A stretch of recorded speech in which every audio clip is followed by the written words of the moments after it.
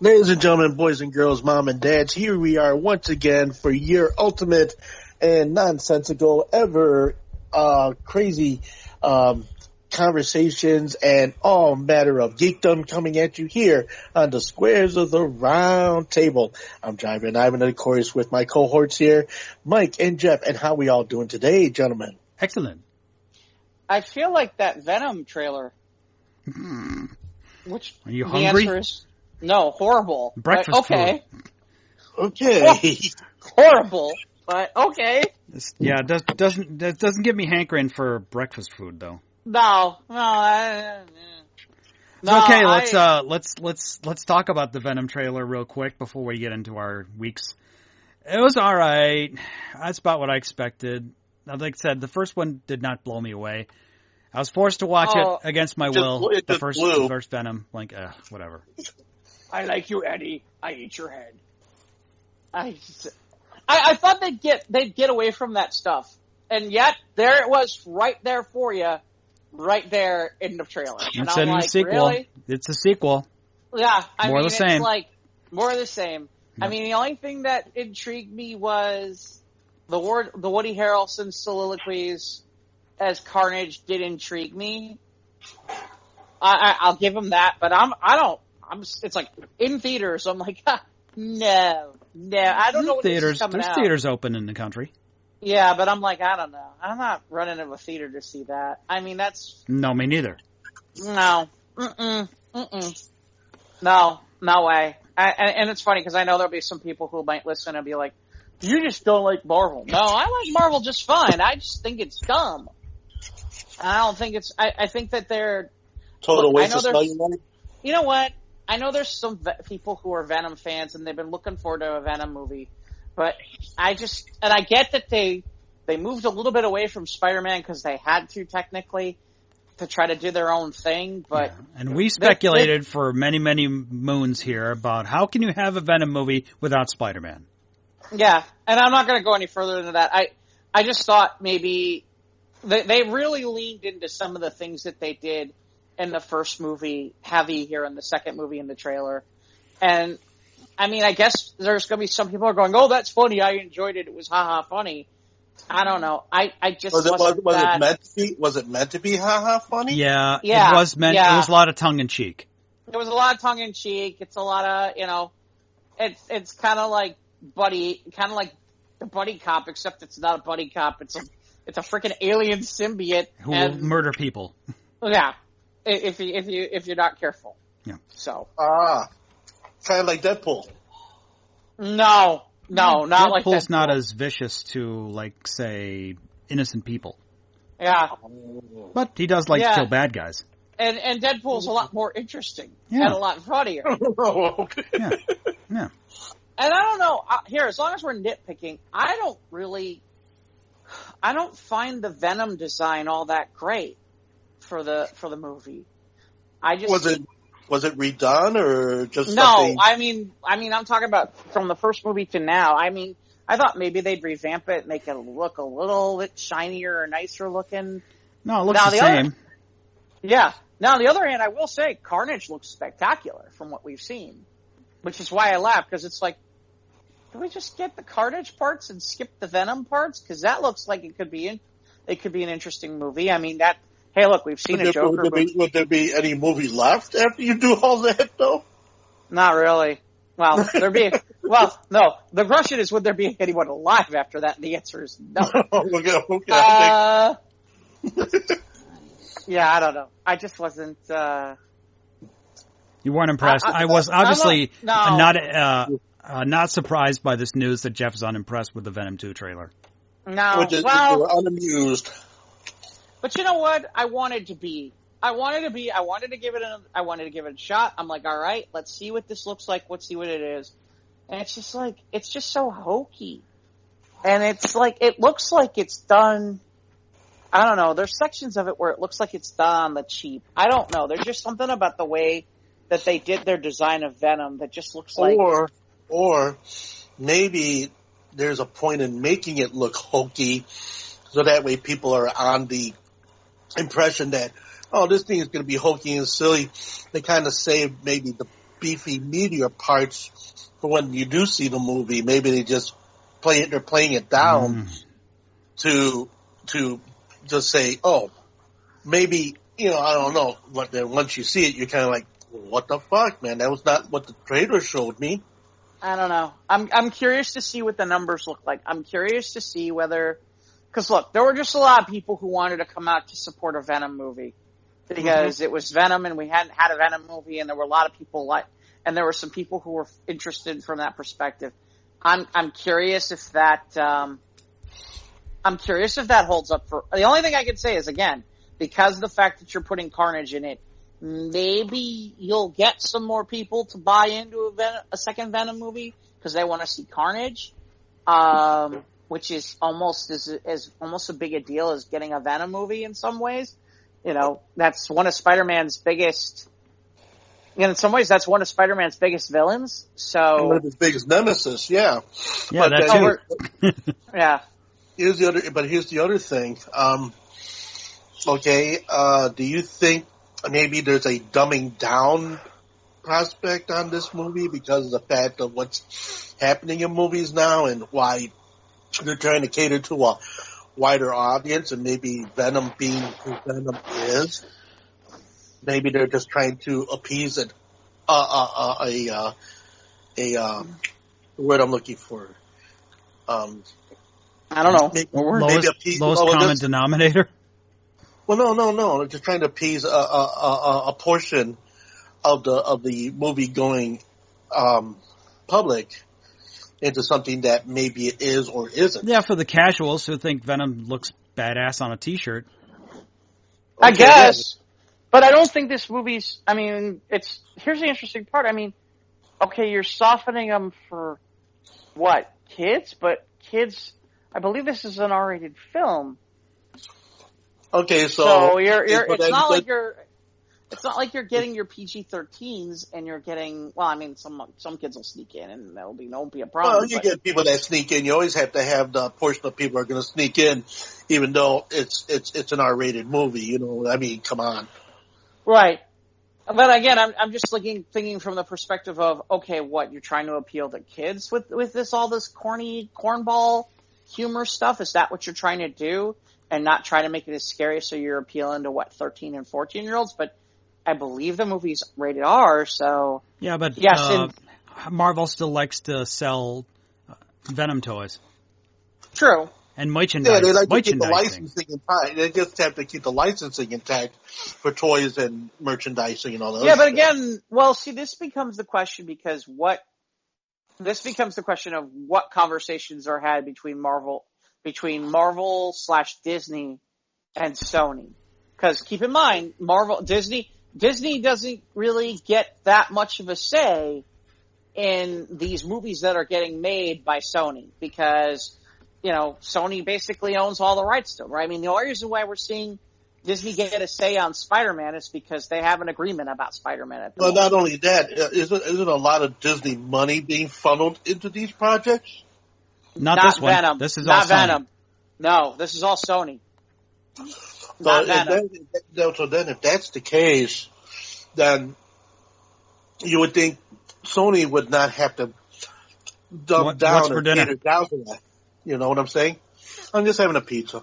Okay. But from just Mama Cozy, honey. No, it's the Aldi's Take and Bake. Yeah, it was Mom. Yeah, I haven't tried the Aldi's frozen. I used to like the Jules Chef's Kitchen frozen pizzas. Those were good. Try the Aldi. It's really very good. All right. We get the Home Run Inn, I think is the name of it. Home Run is great. Yeah, nice thick crust. I cook it on stone. Anyway, getting back to Venom. I was going to say, here's the interest of Venom now. We've actually that made me hungry. Venom likes pizza too. I'm hungry. I eat your head because you're eating pizza. Eat your pizza. But so anyway, with Sony totally bankrolling the situation, why are they trying to present it in this way if Sony holds all the cards? Probably because it was profitable the first time. I mean, that's the truth. I mean, that's the truth. Yeah, the I'm truth pretty is, sure Venom made money. Yeah, the first time. Venom didn't just make money. Venom made a lot of money. Yeah. But So they're going to give the people what they want with a trailer that looks more the same, mostly. Yeah, exactly. Yeah. I mean, honestly, we're looking for the second. You want something a little risk averse when trying to make money in the theaters these days. Yeah, I mean, honestly, Mike and I are in the minority. It did well, and people liked it. Mike and I are actually kind of in the minority on this, which is Mike's reaction is meh, my reaction is bleh. You know. That just sucks balls, you know. But Right, this is not directly tied to the MCU, so it might turn some casuals off, but it's Tom Hardy, which will attract different casuals. Okay, Yes. but at the same time, you know, you got the first movie, and and just refresh my memory. I mean, how'd you guys feel about the first movie, and do you think did it lose any juice between the first and the second movie, or do I you haven't seen the second movie yet. But I'm saying, in the trailer. I mean, but from looking at the trailer and using the first movie as a comparison, as a springboard, if you will, it looks like a sequel to the first one. Yeah. So in other words, it's just more of the same. Then. Yeah. I mean, like I said, the only intriguing part to the second movie is all the Woody Harrelson stuff with Carnage. I mean, that's the part that has some appeal. Yeah, and they want to use the less is more approach with the trailer, get more people teased with Woody's performance as the new villain. Right. You know, Carnage. Okay, I won't put him. I mean, Carnage is an interesting enough. Right. Carnage is an interesting enough villain that, you know, I mean, he's as psychotic as the Joker in some ways. That would make for something you would want to see on the screen if you get a villain. Again, that's the you know, again, if the performance, honestly, it could really be all about Woody Harrelson and his performance as Carnage. And that could really be the answer to the question as to whether or not, you know, more people will see this movie. And in fairness, that's probably what's going to draw more people to this movie than anything because of the fact that you got Carnage. And do you think maybe that Venom might end up actually being, you got Carnage upstaging Venom? Well, no. Most times the villains don't. Well, again, it depends. I'm talking about the interest point of it. Yeah, you know, I know villains, you know, good versus evil. But at the same time, you know, you get some villains in there that you get people to actually cheer a little bit for the villain.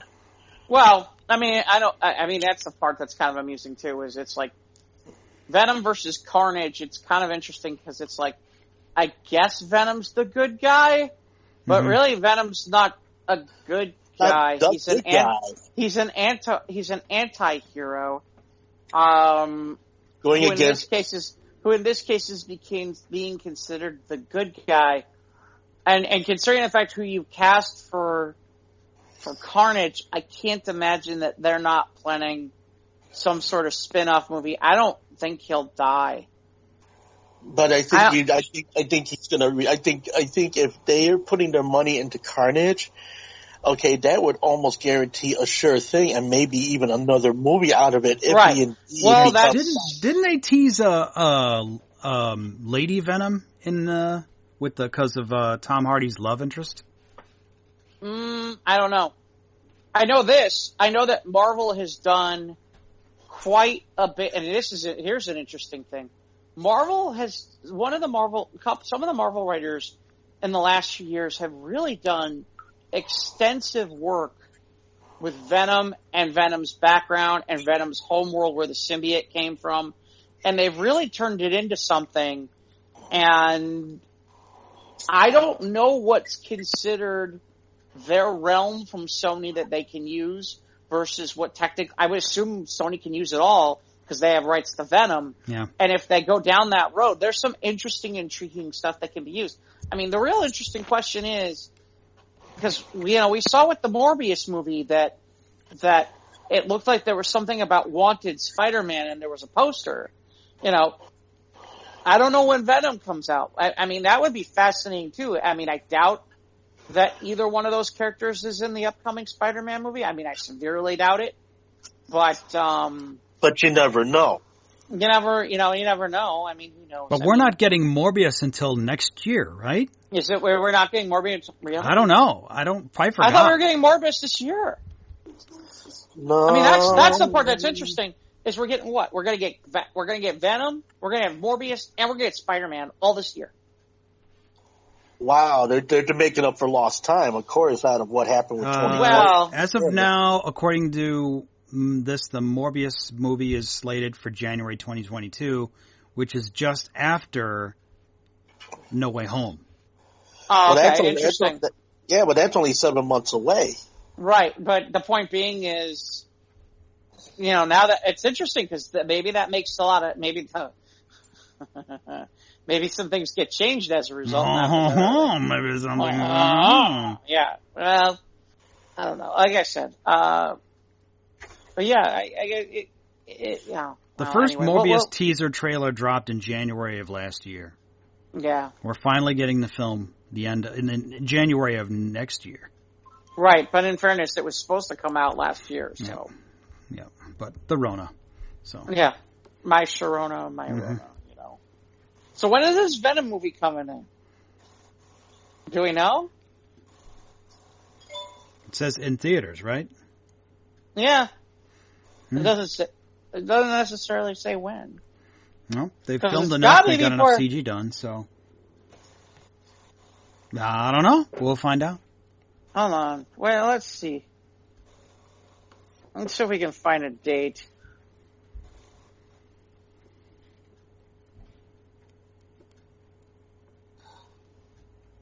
But, all right. Well, September 24th. Okay. Okay, so a little bit before a couple months before Spider-Man. Interesting. Okay. Well, we'll see. Yep. And well, the first one was in 2018. Yeah. Well, yeah. Well, again, everything got packed in because of. I mean, in fairness, this is where, in some ways, I got news for you. This is where DC. If anybody, all that stuff, all that talk about, there's too many of these superhero movies. If anything, this might be the time where this gets proven. Well, okay, but see, you figured that happened on a technicality of 2020. Well, right. And so actually, I don't think that logic would hold water now because of the fact that, let's face it, a lot of things got, backed or scooted or whatever. Well, we'll see what the box offices look like, though, Ivan, because we can say that all we want, but they have certain numbers and projections that they're expecting to hit. Now, in fairness, they might be different because of everything that's gone on. Yeah. Well, yeah, that's different for streaming or whatnot. Right. And of course, do you think the streaming thing is still going to be as poignant this year as it was like last year, or do you think it'll be a factor? That's for sure.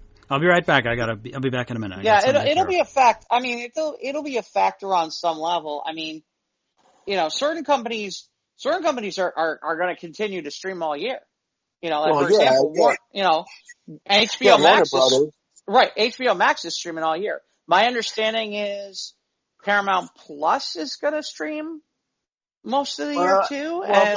But you would think that, because Paramount is a fairly new streaming service, so I'm sure they're going to put all their ducks in a row to try to make it actually take off, for what it is, Right, but I think that I think they're nervous a little bit but at the same time, I think they're a little bit nervous about, hey, are we really going to get everybody in the theaters that we want to? Sure, let's take advantage of this, like Warner Brothers is, where we can drop some of our stuff. I mean, the last I checked, this summer is supposed to be. This summer, for example, this summer is supposed to be Top Gun 2. Right, which, now, in essence, you got, out of the superhero universe, that has become that particular streaming nest egg. Okay, now you got all the rest of these other types of movies that are going to be in competition for those very same numbers in the theater and in streaming services as well. So, I would think that it would be a wise thing to keep things streaming and keep things going right now because of the uncertainty of the possible numbers back in the theater, because not everybody is rushing out to a theater just yet. Okay, a lot of people aren't rushing to go to that feature, and of course with the affordability and the ease of use, a lot of people, well, why should I go to a theater, burn money in a car, burn money at the concession stand, burn money for a ticket when I can go ahead and spend that money at home with the subscription, see it at home, and not bother with any of the bullshit and just watch it. And that's where Disney Plus is adding that bonus cost, right? With some of the stuff that they're doing. And again, the interesting part about that part is, for somebody like me who lives by myself, who honestly doesn't have anybody else in my household, $30 is pricey for me. But if there was a girlfriend I had regularly, or a wife, I had kids, suddenly $30 ain't so bad, because I know what it costs to take all those kids and go to the movie theater. And not only that, you figure $30, which split up, let's say a family of 6. That's $5 a person. Okay, and that's daytime. At nighttime, it's a lot more than that. Yeah, but I'm just saying on an average, I'm just using, using, the theory on that whole thing. Okay, you figure $5 a person for a family of 6, and then you look at it from that point of view where you took that same family of 6 to the theater, that goes up double. Oh, yeah. Yeah, and then if you, just like you said, you do it at nighttime, it almost goes quadruple because of the fact that, you're using the nighttime payments when you're not doing the matinee prices against the nighttime first run prices. You know what I mean? Yep. Yeah. Oh, hey, look. And that's, like I said, it's going to be interesting to see, because. And then on top of, then of course you also have to put in all the incidental costs. You figure a family of 6, you're paying almost $120 when you put in popcorn concessions and whatever all the other shit. Well, I mean, that's the only thing. That's the only thing I laugh about with that. It's like, well, I don't have to pay for popcorn and all that stuff. Yeah, but you're still buying shit to bring that you have in your home in the first place. Now, I'm serious. Your choices. Yeah, but you can still cut a corner on that food. You can go to the to the Dollar General and get boxed candy. Depends on your. Okay, there's that point of view, or there's the other point of view going, hey, I'm gonna buy myself a nice old steak, grill that fucker up before I start the show. It just depends on your palate at this point. It depends on your palate at that point. Shit, I can go ahead and order Lou Malnati's pizza. Right, exactly. Well, but that's my point. Again, that's I see your point. Yes, I do see your point. That's why I talk, when people sit there and talk about the concessions, I'm always like, depends on what your plan is. You're spending at home, right? Depends what your plan is. If you're going to do what Ivan talked about, if you're going to do what you just talked about, Ivan, which is go to a dollar store, buy a whole bunch of cheap candy, and do that, then you're fine. But if it's people aren't. I don't see people running to like the Dollar General and shit buying box candy when they can go ahead and order a Lou Malnati. Yeah, you know what? They got the grill. Yeah, you know what they. I hate to tell you what they. You know what they run. You know when they run there? What? In the wintertime before they go to the theater, when they have their big, huge fucking coats. And they pack everything in all the pockets. And then you sit there and go, oh, I don't need nothing except a drink today. I'm all good, thanks. Then you open up your pockets, it's like everywhere. Yeah. You hear the... Just like my blue jean jacket that I bought in Wisconsin, man, I got like 2 huge pockets that I could easily stick. Get this, I could easily stick a liter of soda, a bag of chips, a whole bunch of other junk in the other pocket. Oh, and sounds like he's tested this theory already. Yes, I have. That's why. Hey, look, this could fit a liter. Yeah, man. Hey, man, there were theaters where it's like I went to Whole Foods. I brought in like a whole thing of like chunked up pineapple and like a bag of nuts, and nobody said a word in the middle of the wintertime because it's big. Those pockets, it's bulky enough. You can get away with shit like that. And, I don't want to take away from the theater, but man, what they charge for fucking concession food is obscene. Yeah. Well, it's not even that, but like at the time, it was like, okay, I want to go to the theater. I also don't want all those calories. What can I do to do anything, something different? I'm like, it's like, hey, they don't have like fresh cut pineapple. If they did, I might talk about it. If they had fresh cut pineapple, it cost my left testicle is what it would do. Oh yeah, that's exactly. The down payment of an Oldsmobile. You're like, what the fuck, man? So anyway, Ivan, how was your? So Ivan, we took a trip. Tell us about how you. I wish this is the part where if we had slides, Ivan would tell us about your fantastic voyage.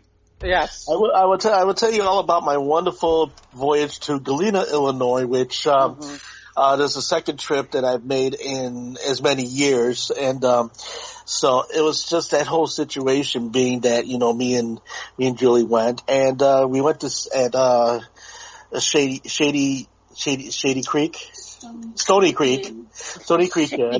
Shady Creek, because that's where the Baka Chicka Wow Wow goes on. Oh, yeah, anyway, yeah, we went to Stony Creek Inn, which was really, really good. It was a rustic inn, and, from all of the woodwork and all of the representation of everything woodsy. It's a place where, golfers and hunters and God knows whoever else was into that whole thing. Well, it just was all over the place. I mean, you had moose heads hanging off the wall and bear skins and did hunters shooting golfers? I'm like, maybe they are. I don't know, but they're shooting them up in the air. So all I'm saying is, it was really comfortable. It was nice. I mean, they had fireplaces everywhere, which was really cool to drink your coffee by. The room was very comfortable. I mean, the bed was extraordinary.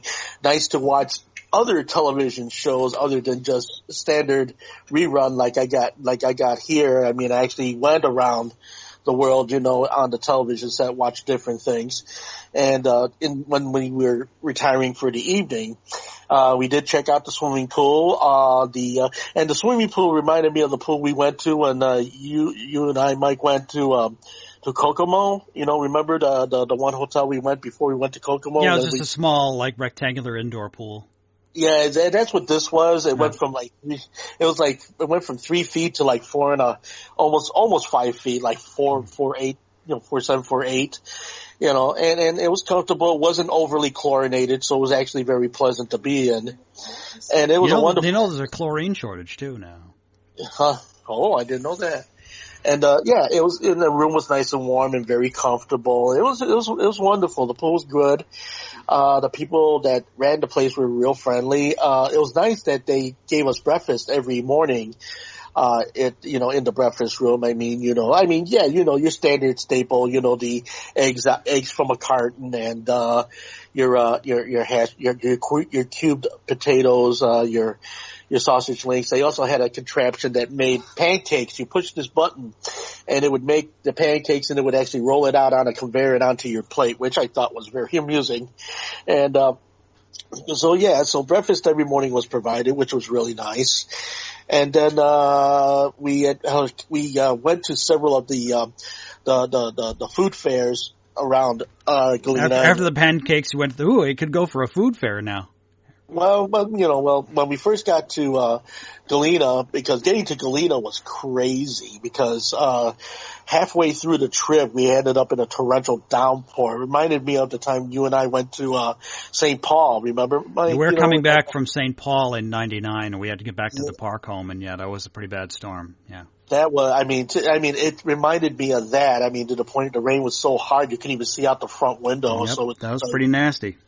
Yeah, we ended up going, parking off to the side for a little bit to calm down a bit.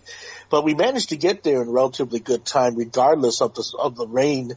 And if it wasn't for Julie, kind of soothing my nerves being on the road because, rain kind of shakes me up a little bit. And, but we got through okay. We got there, and we were both so hungry, we figured we're going to go to a place called Las Aztecas. It was the closest one that was to the inn. And, as we walked in, well, we noticed some of the wildlife making an appearance. We saw a big frog just sitting there by the doorway, and, of course, we should have taken the warning with the frog saying, okay, you know what you're getting yourselves into. So we went in there. And the food was kind of resembled a really bad Pepe's. Everything covered in sauce. Everything was, what's underneath. Yeah, exactly. Everything was just like covered in sauce, and and everything was just, and the ground beef was not as cooked as it should have been, which I think led to our case of Montezuma's revenge later on that night. But, it was not as good an experience as we would have liked it to be, but we ended up with a better experience the following night when we went to Fred O'Dowd's, which was beautiful, Frank O'Dowd's, which was a beautiful, beautiful Irish pub. I mean, everything in this hotel/restaurant was ornate, beautiful woodwork, carvings, pictures, genuine. It was just genuine Irish atmosphere. It was the most wonderful thing. So, and it was the first time I tried shepherd's pie. I've read about it for years and years and years and years, but never. Is it made with real shepherds? But if you looked at the Shepherd. The mashed Rex. potatoes on top and everything, kind of remind you of, sheep, I guess. I don't know. But all I'm saying is, it was. That sounds bad. Oh, no, actually it was good. So, Okay. Yeah, and, This is me refraining from all the bad Irish jokes, by the way. But it was really, really nice. It was beautifully laid out. They had a stage. It was kind of sad that we didn't get to hear some good Irish music while we were there. I mean, the stage was big enough. It looked like it could take on a whole band. But or a whole bunch of drunk Irish people. Well, it was pretty good size. It was a pretty good size. Like I said, a whole bunch of drunk Irish people. That's the band. Yeah. And this place also had a bit of a history with Julie because her mom and dad came there years and years ago. So it was kind of revisiting of sorts, which was nice. So I sat back with shepherd pie and Bailey's Irish cream and coffee and what did you have, Jules? I had a New York strip sandwich. Yeah, New York strip sandwich. Look at that. It's good food. And so after we got done with the Frank O'Dowd's, then we went back. Okay, following day was when we actually went into Galena. And we took in the shops and we took in all the atmosphere, and it was laid out where they had closed off certain sections of the main street where they wouldn't allow the cars to go through, but yet they made it where you had to walk down the center of the street in order to, have access to all the stores and things like this. You got stores? You got stores? Doors. Oh, doors. Okay. Stores. Oh, stores. Stores? Doors. Scores of doors. Scores of doors? Scores of doors. Scores of doors. Of doors. But yeah, and we did Gobby's, which had a really good had some really good food in there. And we also went to a place called Dirty Gert's, which was extraordinary. So I haven't ate and drank a lot. So you ate all week. No, I'm getting the impression, aren't you? Just not like restaurant hopping. Well, we were restaurant hopping, but you had to eat every day. Yeah, we had to eat every day, but but we went restaurant hopping, and you're right, but that was sandwiched in between antiquing, going into the different shops, kind of looking around at things, getting Julie a whole bunch of really nice stuff, which made me happy, and I got myself a new derby hat, which made me happy, as well as a number of other really wonderful things. Got 4 albums out of Piece of the Past, which was antique store, which was really cool, and ended up getting some really good, seldom seen albums for like little to nothing, which was Have really you found it harder and harder to find vinyl now? Well, no, not harder. No, not at all. It's finding the good vinyl that gets hard. But the vinyl is out there, and I know a lot of That's what things. she said. Well, yeah, Mm-hmm. the good vinyl is hard to get. Vinyl is everywhere, and of course with the. But you did find some good stuff. Oh, I did. Good. I found a Dyke and the Blazers, Best of Dyke and the Blazers, which was mint. I found What? Dyke and the Blazers' greatest hits. It was he was the artist that did the first rendition of Funky Broadway before Wilson Pickett recorded it, which was kind of rare to find it. And then the fact that it had all of his hit records on one album, and from Art Laboe's original records in California, that was a mind blower. I was just like, wow, this is great, and then also found some other seldom seen albums. There was one called the Mad Hatters, which reminded me a lot of a group called the Four Clefs, with a vibraphone, organ, and drums and guitar arrangement, and that was really good. Mm-hmm. So I found me some nice albums and found me some nice trinkets. I got some nice jewelry. I found Botanicana, which when I looked at the window and it said CBD, and I'm thinking, this is just oils and rubs and things like that, all THC based. I go walking in, and there's all the buddage right there on the shelf for yours truly to look at and have his eyes fall out on. I'm like, what? And then the beauty of that was the fact that they did not have the Chicago taxes, the outrageous taxes that they charged there in Galena. Okay, so we revise this. I've been spent all week eating and toking. Got it. No, not toking all week. No, that didn't happen till like the last couple of days. But it was a great experience. We just went everywhere. In fact, we jumped in the car. We even ventured into Dubuque, Iowa, which actually nothing was going on there. I mean, it was like deserted. Everybody's talking about, but they got these tours and they got this, that. Julie and I went over there. We're just like, where the fuck is everybody? Well, it is during the week, and the kids are still in school, so. Yeah, but we drove over the bridge and we checked out the mighty Mississippi, we checked out Grants Park, and, we checked out the statues and the big guns used in all the world wars, and checked out some of the houses. And we went on a 1-hour tour of Galena in a trolley bus.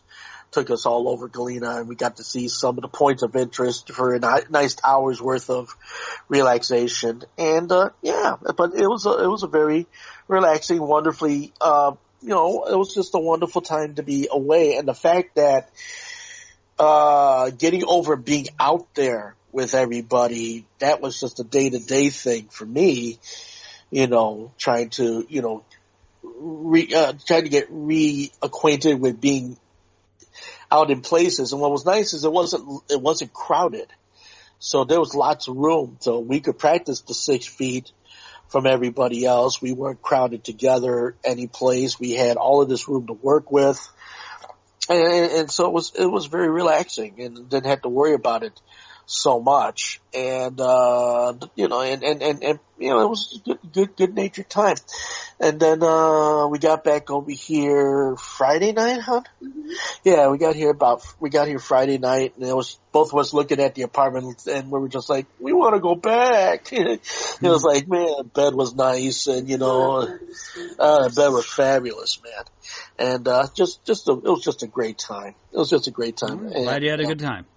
Oh, it was wonderful. It was wonderful. We'll probably be doing it again sometime in the near future, but, maybe in the fall when the leaves are changing colors, depending on how things go with the move, which, having got our paperwork in order, now we're looking for apartments and looking to get out of this place and into someplace new, starting all over again. And I'm real excited about that. And it's very liberating knowing that one, we're not going to have the steps to deal with anymore, which is really nice. Two, we're not going to have to deal with the craziness that are the neighbors and everything, or having to fear that they're going to break into our apartment.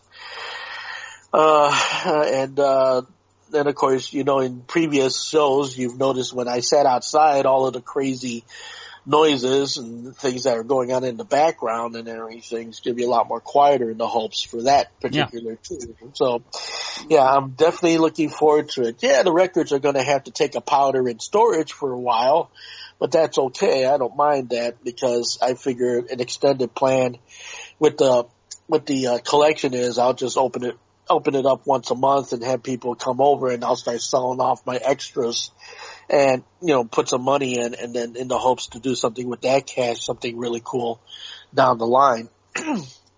And, so yeah, looking forward to the new digs, man. And, I did my last formal VDJ, show for, Play for the Planet #2, which is run by Tanya D and Monique Fee, and out of Germany, and it was for the Children's Hospice of Hamburg. And so I got sponsored. I did my 30 minutes, and there was a 24-hour broadcast from around the world, and I represented the USA for my section of the Rockabilly Ambassador show. Rivera. Yeah, did all rockabilly music for a half an hour rockabilly. It was great. Oh, cool. And so, unfortunately, due to Facebook's asshole antics like they do, all the music is gone, but you can actually look and see my ridiculousness in full display as I bop and rock and bob my head and play my guitar on screen. It's kind of a shame that certain parts of the world are going to be able to hear the music that accompanies that video, but so much for that. And then the only other scheduled thing I have VDJing will be on the 31st of May, and that's for the Motown train. Yeah, as I have pretty much just stepped away from the camera and such, because now I'm packing up all the stuff and getting ready to skidoo out of here, Mm-hmm. So. Okay. There it is. There's my corner of the world. So let me go ahead and turn the mic over to Mr. Jeff. How was your day? I was just going to drop it over to Mike first, but okay. You want to give it to Mike? Okay, Mike, you want to do it? You can do it. Go right ahead, Mr. Okay. Mr. Boyle, Mr. Edwin, Mr. B, Ed B, Mr. Mister, take those broken wings, Mister. Mr. Right. Milton Bradley, MB. No. Didn't do much. I've just been busy. This was a weekend I had to work, and with Mother's Day weekend, you'd think flowers were going extinct. It was. They crazy. Are. It's Mother's Day. That's what happens on Mother's Day. It was nuts. I mean, with everyone, like people on the news saying, "Oh, there's a flower shortage." Well, yeah, we had enough flowers. We sold literally thousands and thousands of flowers over the weekend. It was crazy. So he's been very busy with work. And yet they'll have more than enough available for Steak and BJ Day. They'll have plenty of BJs that they can go get you. Right. There won't be nearly enough steak. There won't be nearly enough steak. No. Well, we did pretty good on Mother's Day over at my house. That was a lot of fun. With cake and pizza. Yeah. And flowers. I didn't have time to watch much. I watched episode 1 and 2 of The Bad Batch because episode 1 came out on May the 4th, and then episode 2 dropped on Friday. I'm like, oh, okay, it was nice. So I got to get caught up. The first episode was longer. It was good. It's all right. It's I meant to work on finishing Rebels because it had some dramatic. Death scenes at the end. Certain cast members didn't make it. But Bad Batch 1 and 2 was all right. It's fine. I'll watch it. And as long as it holds my interest. It's about this this Dirty Dozen kind of squad of misfit clones who have dirty deeds done dirt cheap kind of thing, I guess. Did he come from the Isle of Misfit Clones? Yeah, I guess so. They had to come from Camino, yeah. So we see Camino, we see some familiar things. We see Order 66, and we see the General Tarkin. Was he known as El Camino? El Camino. No. Now, there's no AstroTurf in the back of it either, no. No, that was all right. I watched Bad Batch 1 and 2. Hemming and hawing with one or two friends of mine whether or not we're going to get tickets to see Genesis in November. Those tour dates dropped, and the nosebleed seats are like $200. So I'm like, are they really? Wow. Yeah. Like I saw Genesis 29 years ago at the World Music Theater. Lawn seats were $30. Of course, I know I'm dating myself. That. This is 29 years ago, but still, it's like, yeah, it'd be cool to see him again. But I mean, like, because I passed on the 2007 tour, and now with Phil's health is failing, and actually they're gonna have backup singers to help because Phil's voice isn't as strong as it used to be. Are they really? Wow. Yeah. But anyway, still hemming and hawing about that. I don't know. We got plenty of time. I don't think the second show's sold out yet. The first one is. I still remember. I'm sorry. Go ahead, Jeff. Oh, I just remember back in 86 when the Invisible Touch tour hit, and they did like 6 shows at the Horizon, and they were all pretty much sold out. Yeah, I wish I'd have gone to see that. That was the only time. That's when I saw Genesis was in 86. I saw Genesis back when it was 3 Sides Live. That's how far back. For the Abacab tour. Yes. Okay. Oh, you had to go sit through Who Done It. Yeah. Although I like Dodo. Is that like the Peter Gabriel days where they played all kinds of weird shit? Peter Gabriel left in 75. Yeah, you're talking about the gates of dawn, I think it was. I don't know. All I know is everybody talks about, maybe one day Peter Gabriel will come back. And no, it's like, not gonna happen. Yeah, but they didn't have anything commercial that really did well when Peter Gabriel was in charge. No, they didn't really. They didn't have any. They didn't start having hit songs until Phil was this lead singer. Until Phil was the lead guy. Well, see, because with Peter Gabriel, a lot of Genesis at that time, was just, the Lamb Lies Down on Broadway, and the Piper at the Gates of Dawn, more artisan presentations of Genesis when you're talking about those early albums in the 70s for the Charisma label and later for, Atco and then Atlantic. And but you're right though. They didn't start really make hit headway until Peter Gabriel came front. Phil Collins came front and center. Yep. Yeah. First I think it was like Follow You, Follow Me after Steve Hackett left. So. Right. But anyway, so yeah, I saw Genesis for the Weekend Dance Tour in '92, and like I said, I would have been cool. I don't know. I haven't decided yet, but I said prices ain't cheap, but as well. It's cool to see him one more time. I saw as a wedding gift to a couple friends of mine, we saw Phil solo for the Both Sides album in '94, I think it was. Okay. And so I've seen Genesis and I've seen Phil's solo act. So. But anyway, I'm decided yet. But it'd be cool to see him live again, just one more time, because like I said, who knows how much more, Phil's got left in him. He's got some health issues. Well, it was just like I had the lucky circumstance with a friend of mine named Brian. He was in a band called the Eels, punk band back in the '80s, and he had a +1 to see Ginger Baker, and they had to help him on the stage. Well, Ginger Baker, he's a famous drummer. He was with Blind Faith. He was. Is that where we're going with He was with Eric Clapton and Jack Bruce, which of course they were known as Cream back in the late 1960s. Okay. And then later on, Ginger Baker went out on his own with the Ginger Baker Air Force, and then when I saw him down at Thalia Hall a few years ago, and they had to help him up on the stage, help him off the stage. But when he got behind the drum kit, he kicked ass. He was great, and of course his caustic sense of humor was still intact. And when did you see him? That was Thalia Hall. I believe that was I think it was 2017. I think. Yeah, he didn't live long after that.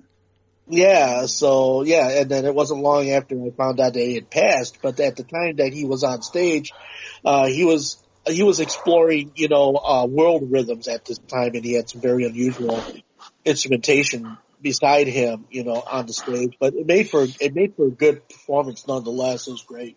So Yeah, yeah, it's okay. called a pacemaker. What plugged into a 12-volt battery? Okay, Well, that's instrumentation for you, but yeah. okay. Yeah. Whatever it takes.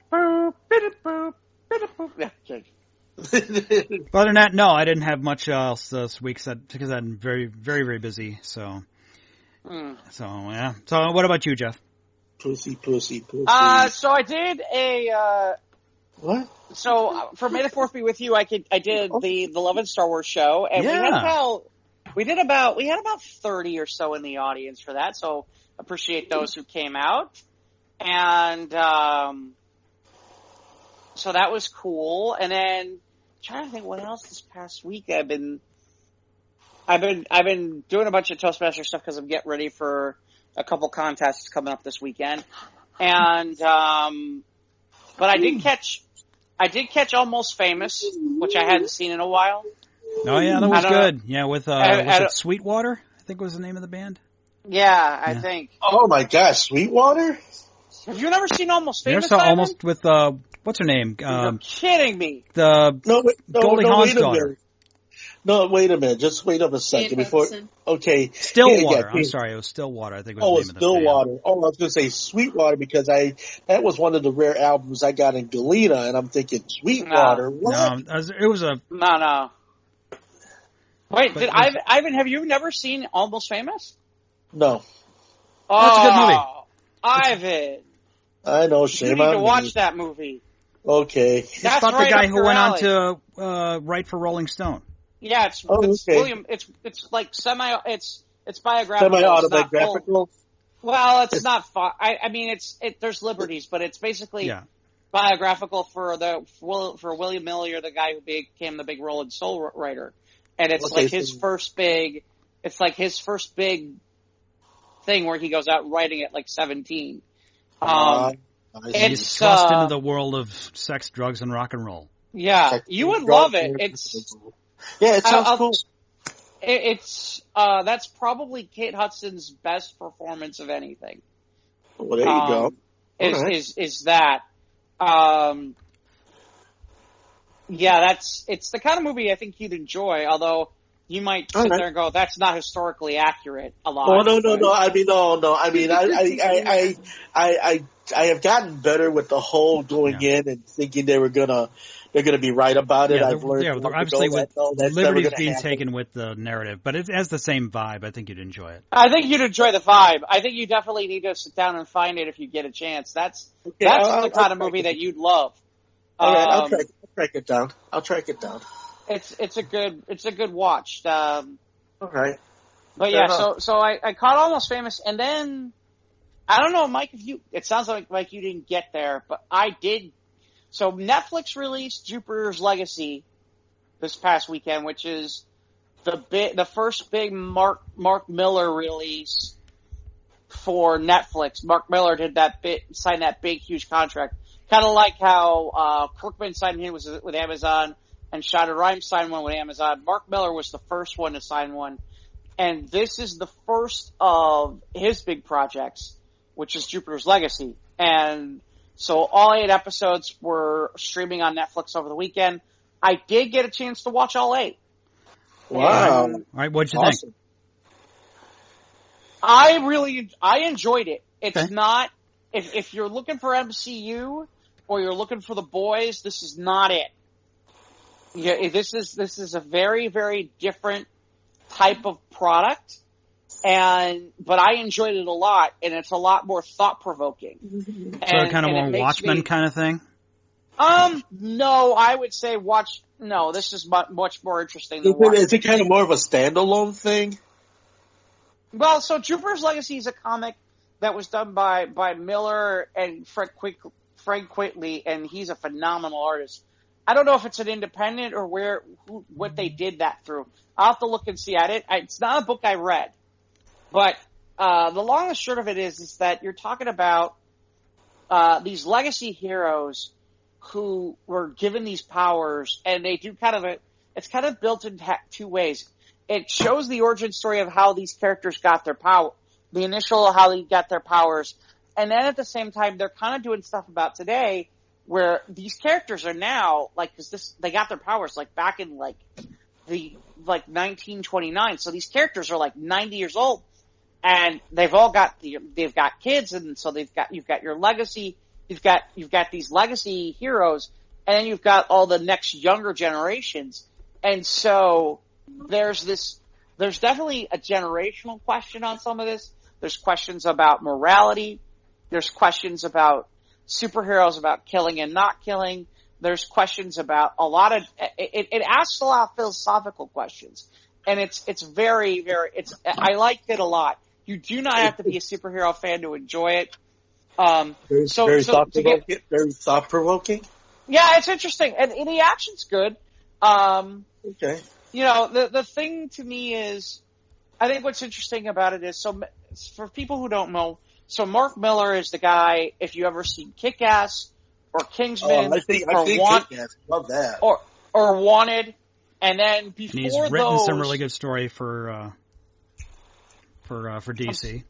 Right, DC and Marvel. Well, yeah. Civil War was totally the comic book Civil War that eventually Captain America Civil War is based on was written by Mark Miller. And it's interesting because I think that's what's interesting too, is you get to see he really kind of takes some of the ideas from what he wrote at DC and Marvel and gets to play with those ideas more. Like, for example, one of the things about Civil War is there really isn't anybody who's really, how can I say, there's Iron Man versus Captain America, and in the end, there's not really one side is right or wrong. It's just a perception idea.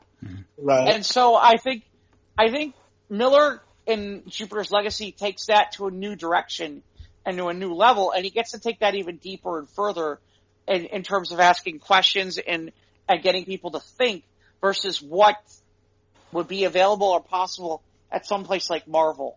The main character is a character called Utopian. There's no way that is not basically Superman or a Superman-like character. Miller wrote an allegory, right? Right. Miller wrote Superman for years. He's one of the better Superman writers in my lifetime. And so to me, it's interesting because you can tell that basically it's, what if I could write Superman however the fuck I wanted? Without DC Comics ever saying to me, you can't say that, you can't do that, you can't write that. And so to me, that's what I think is interesting about this Utopian character. Blanche. Yeah, he was given carte blanche with Utopian. That's his character. Well, it's his character, so it doesn't really matter. Yeah, exactly. So, I mean, Miller's got full control of this thing. I mean, he's got control of all of it. He's got control of everything that goes in and out of this particular show. But the point being is that you can see, if you know his work and you've watched it, you can see where it's like, okay, this is influences from when he wrote Superman. This is influences from when he wrote Civil War. This is influences where he's asking questions, like the questions where, like, if you watch the Wanted movie where they ask questions about these shades of grayness, you see all of those different pieces within it, and that's what makes it interesting. The lead character is played by Josh Duhamel, of all people. And Dr. I don't know. Duhamel, yes. Saw that. And it's funny because when they age these guys, I mean, Josh Duhamel looks like basically either Jesus or Santa Claus looking guy like that. I mean, he looks like Superman Santa Claus a little bit because he's got the white beard. He's got the big white beard. He's got the hair. Maybe like Moses. Yeah, like Super Moses. Yeah, like Super Moses. I mean, that's just the best way I can describe it. Is and so, but Duhamel does a great job, and of course it was funny because my mom happened to catch it, and she was like, "Which one's Josh Duhamel?" And I showed her the one with the beard and the hair. She's like, "That's not Josh Duhamel." He's supposed. And then a couple minutes later, they show a picture of him like back in the early days. I'm like, "That's Josh Duhamel." She's like, Oh yeah, that's Josh Duhamel. Why can't they make him look like that the whole time? I'm like, because that's not the story. Yeah, you got that progression in the story. But, she just wants to see hot Josh Duhamel. She don't care about that. Anyway. Okay. But yeah, I mean, there's some good action sequences. There's definitely a big twist at the end. I enjoyed it. I really enjoyed it a lot. I think that I'll give it, I don't know if I could give it 5, but I'll give it 4.5 out of 5 yeah-mans. You can do 4.75. There you go. I don't know if I go that far. And I think there's definitely some stuff where I can see where people, but I'll tell you now, there are going to be some people who they're not, either A, not going to get it, or not going to like it. This isn't, are we getting a season 2? Yeah, I imagine we're getting a season 2, because, I don't know. I mean, I assume we're getting a season 2. And in fairness, if it wrapped up where it wrapped up, and we didn't get a season 2, I think it'd be okay where it wrapped up. At the same time, I can't imagine we're not getting a season 2, just because of, how much money's been put into this and who and all that. I mean, it's well done. Like I said, it's well done. It's well produced. How do I put this?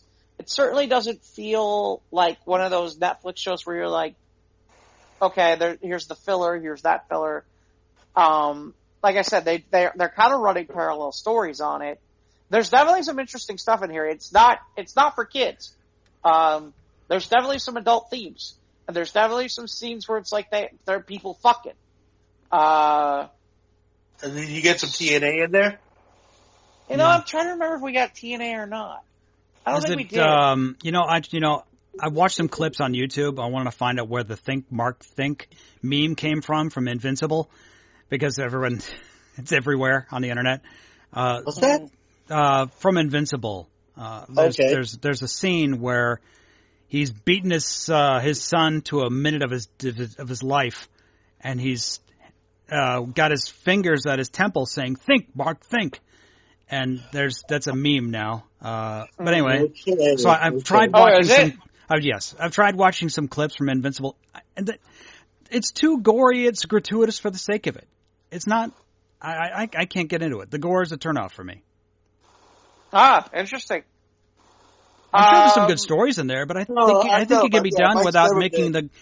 It can be done without making the violence so gratuitous. Like taking a guy's skull and crushing it with your bare hand. I'm like, all right. Oh my goodness. Okay, but you were never the blood and gore guy anyway, Mike. So no, I just don't. With cartoons, I'm just not as. I guess I'm not just as. Depends on. I mean, I don't know. There's the one scene that's pretty bad. I don't know if you got there or not, or if you're going to watch it or not. But there is the one scene where basically he holds Mark up in front of the subway car. Jesus. And yeah. And everyone in the subway car dies, I'm presuming. Yup. Oh yeah. It's not gross. Oh yeah. It's like. Oh yeah. It's in the last. Right, because Omni-Man don't give a shit about these pitiful creatures here on Earth. Okay. So now that we're on it, though, I mean that's the big twist. Yeah. I mean that's the real big twist of that show, right. And of the book is that Omni-Man essentially is here to basically dominate the planet. Yeah, and we're just ants under his boot. Right, and so we get that at the end. We get that at the end, and he leaves the planet, and then essentially because he doesn't have he doesn't want to kill his son. Right. So basically, that's where we're at now. Yeah. And Invincible's on the planet, and Dad is gone, and at some point, Dad's going to come back. It's just a question of when. So, again, we've got green light for seasons 2 and 3. I get, the question is, is Dad going to come back in season 2? Because there's a lot of other storylines available based on things that happened in season 1 that you can go to, and not to mention the fact, if we're really going to be honest, round one was pretty much Omni-Man just absolutely destroying anything and everything in his path. Round one, Omni-Man versus Invincible round 1 was pretty much Omni-Man just basically smacking the ever-loving. I mean, pretty much beating him to the inch of his life. Right. So, So yeah, like I said, I tried watching it, but I'm sorry, I can't. No, that's fair. So, I mean, yeah, again, fine, just not my style. Again, I'm trying to think if Jupiter's Legacy is any better. There are some gory moments in Jupiter Legacy. Not there are some gory moments in Jupiter Legacy. Okay. And again, there's a nice twist in Jupiter's Legacy at the end. And in fairness, I didn't see it coming, but again, I haven't read the books. So I don't know, but I was a little surprised. I should have caught it, but yeah, that makes sense. What publishing company was Jupiter's Legacy? I don't know. That's what I'm Dark not. Horse or? It's possible that I know Millar did. I'm calling him Millar. Really, his name is Miller. It looks like Millar, but really it's Miller. Let me see. Netflix actually did comics for a minute, and I wonder if that was the Jupiter's Legacy. If that's where Jupiter's Legacy came out, was the comic. Could very well be. Okay, Jupiter's Legacy comic book. Published in 2013. Okay, so Image. That was an Image. Okay, I was either Image or Dark Horse. It was an Image book, and so Frank Quitely is quietly or I never pronounce his name right. It's either Quitely or Quietly. I can't remember. Millar and Quietly. Quietly. So Miller. So Quitely or Quietly. I can't remember. The long and short of it is Frank is a phenomenal artist. He's most well known for when he worked with Grant Morrison doing All-Star Superman, which looks amazing. And he's a phenomenal artist. So I am curious a little bit to see, what the comic looked like versus this, and it's tempting. It'd be interesting to see how much Jupiter's Legacy comics pricing spikes, or if there's an interest in it, or if there's a run for people to go find it. I'll be curious to see. It's funny. I haven't heard a ton of buzz on Jupiter's Legacy, but like I said, I thought it was solid. I really did. I thought it was, it's not The Boys. I mean, I kind of laughed. Yeah, Miller wrote Red Sun. Yeah. Yeah. Miller's pedigree is. Miller is a phenomenal writer. He's written a lot of great. And the Old Man Logan. Oh my God. Yeah. No. He's written just about everybody. Yeah. I mean, cool. He's a phenomenal. He's written almost every major comic book character in the last 20, 30 years. I think what we're looking for is prolific. Okay. Legendary might be a better word, but yeah. Well, okay. But he just gets right on. He's right up there. There are lots of great stories in this. Yeah, and since the 90s, he's probably, look, the only reason he's writing for DC and Marvel these days is because he eventually created his own creator stuff. And like I mentioned Kick-Ass, I mentioned Kingsman, Wanted is another of his, so yeah, Netflix came calling and said, hey, we'd like to pay you. Make an original story. Based on your book. Yeah, or give me, because there's more original content than that. And P.S., my understanding is Kick-Ass is not available for Netflix to use. My understanding is Kingsman is not available for Netflix to use. But Wanted, it's gone long enough. That Angelina Jolie, what's his name? McAvoy, the guy? James McAvoy. James McAvoy. Professor Xavier. Yeah. So McAvoy, Morgan Freeman, and Angelina Jolie did Wanted, and it's been long enough, did it long enough, far back enough that there hasn't been any pickup for the sequel. My understanding is that's a property that he could use on Netflix, and I'm kind of surprised that wasn't the first one, because Wanted was really a popular movie, and it's a solid movie, and I was surprised that they never figured out a way to make a second movie. I know some of it had to do with the fact that they couldn't get Angelina Jolie. Yeah, she got too big. Or no, about timing. I think it was more timing than too big. Or they couldn't figure out a script, or I don't know.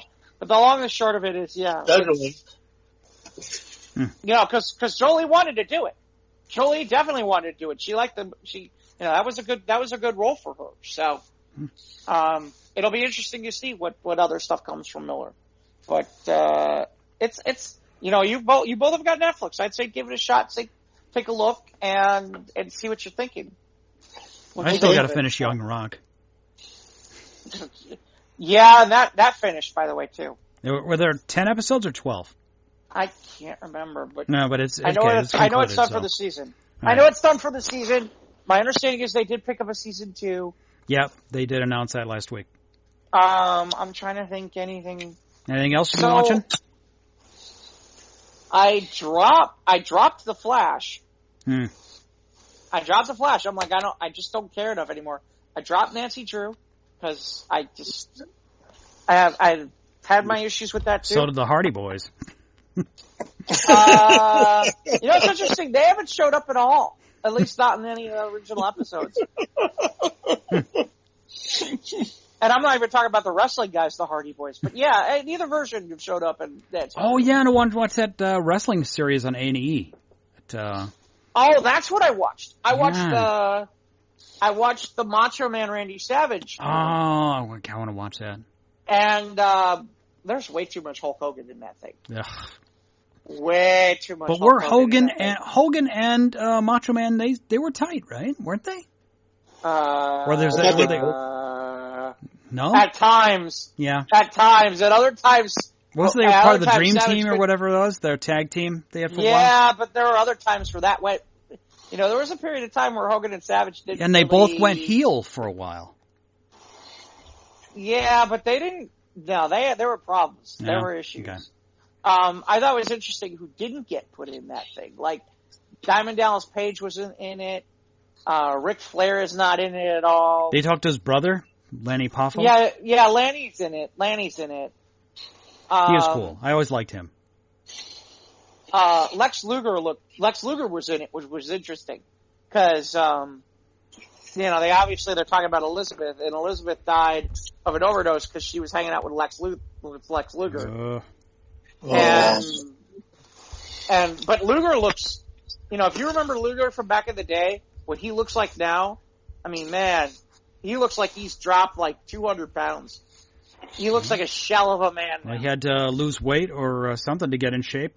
I'm not talking about getting in shape. I'm talking about like he looks drug like he's got problems like health issues.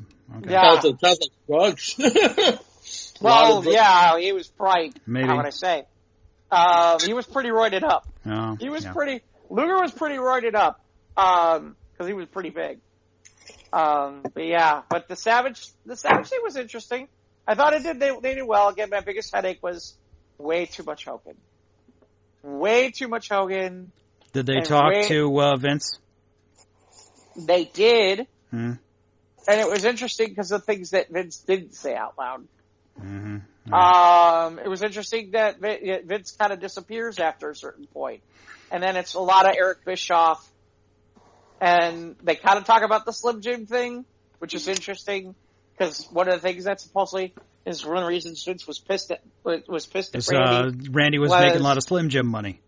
Was Randy took himself and Slim Jim to WCW, and that was a lot of money that Vince was getting off of that. So, so Vince was busy piggybacking. Yeah. Off of that. Slim Jim was a big deal. Go ahead. I was at work when I found out that Randy Savage passed away, so yeah. I stopped on my way home at the local grocery store, and me and my dad snapped into a Slim Jim in honor of Randy Savage. God rest his soul. Well, yeah, I mean, the thing about Savage that's interesting is, and this is the part that they never get into, and they don't answer, they talk about it. But they have Vince McMahon, but they never asked Vince McMahon about this, which is, why is it that suddenly Vince McMahon decided that Randy Savage looked too old and it was time to put him on commentary? Because the truth is, it didn't make any sense at the time when they did it, but they did it anyway. And do you think maybe there was a thing happening behind the scenes between the two of them where they just said, well, hey. I don't know because the truth is, I mean, 'cause you would think that, Randy Savage still had so much still left in him to keep on going on. Well, and that's the part that didn't make it. I mean, in fairness, that was the part that didn't make any sense. Right. I mean, that was the part that didn't really make any sense to me about when that happened, when they were doing that, where they were putting him in the announce booth was, it doesn't make any sense. This guy can still go. I mean, and by the way, when we say still go, I mean at a high level. I mean, the funny part is that Vince started to go for this whole youth movement, and I get it, but at the same time, I kind of laugh because it's like, this would have been a perfect time to go with Randy Savage as like the leader of the pack while when Hogan was gone, and you could have built around Savage for a few years, but instead, but instead they relegated him to the front of the mic, which to me doesn't sound like makes a lot of sense. When again, if they were able to build around Randy Savage, I mean, but Randy Savage, he brought up the Slim Jim franchise, and then of course with Vince, the whole thing being taken to WCW, I'm sure pissed him off. I'm sure there was some bad blood happening back behind the scenes. Well, and there's always been a rumor out there too. There's always been a rumor about Macho and Stephanie McMahon. And when Stephanie was underage. It was after Randy had divorced from Elizabeth. There's always been that rumor out there. Yep. Nobody's ever said anything. Nobody's ever proved it. That's been quiet. I don't think that's ever been substantiated, has it? No. Well, that's my point. There's always been that rumor that's been out there. It's one of the reasons. Right, exactly. Well, the point is it's been loud for years.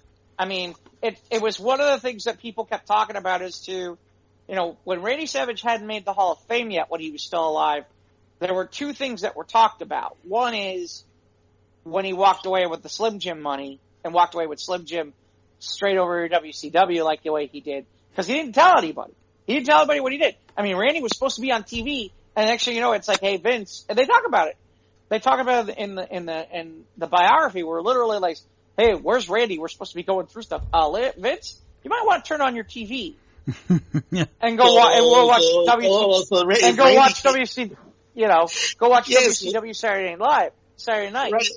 Yeah, but so then at that point, Randy pretty much told Vince, he gave him the high fuck you as he walked off. Well, I mean, the only thing I can say is obviously he wasn't under a contract enough where he was in a contract obviously where he could pull that off, which is impressive.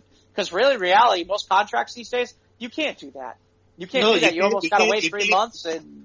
No, you can't do that within the realms of licensing and, sponsorships. Well, you can. You can, but you usually have to wait a certain period of time before you can switch over like that.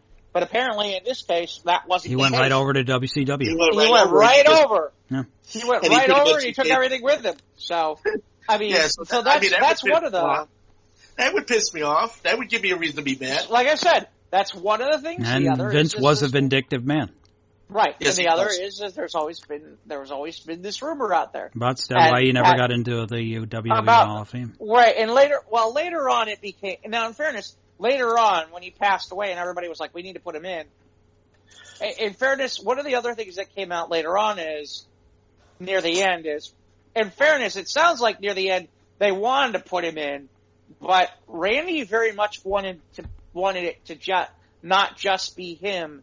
He felt strongly that his dad and his brother should get in too, and that it should be the Poffo family as a family getting in. And I know that was something that Vince was like, no, it's going to be you and only you. And so I know that was a bone of contention later on, and I know that was a bone of contention even when it I mean, eventually he became a WWE Hall of Famer, and that's the case. But again, it was posthumous though. Right. Well, even then it was still a bone of contention. I don't know how they arranged it. It almost sounds like an afterthought if you really think about it. Well, there's other people. Well, it's just appealing to the masses. I mean, and then the sympathy vote. Well, it's not even the sympathy vote. Look, there's there were a lot of fans over the years when the Hall of Fame would get announced, and it's like, really? That idiot's in, but Savage is still on the sideline? You can't figure out a way to put it, I mean, that was the name that every year, like, the WWE wasn't putting him in after he died, where literally everybody would sit, where most of the wrestling fans would be like, you can't figure out a way to put in Randy Savage. You can't? It sounds a whole lot like, Rock and Roll Hall of Fame bullshit, I mean, just like, you got all these with people. Rock and Roll Hall of Fame, it's by committee, and with WWE, I think it's all Vince. Yeah, there's no committee. Yeah, it's all Vince. It's pretty much all Vince. I mean, that's the thing.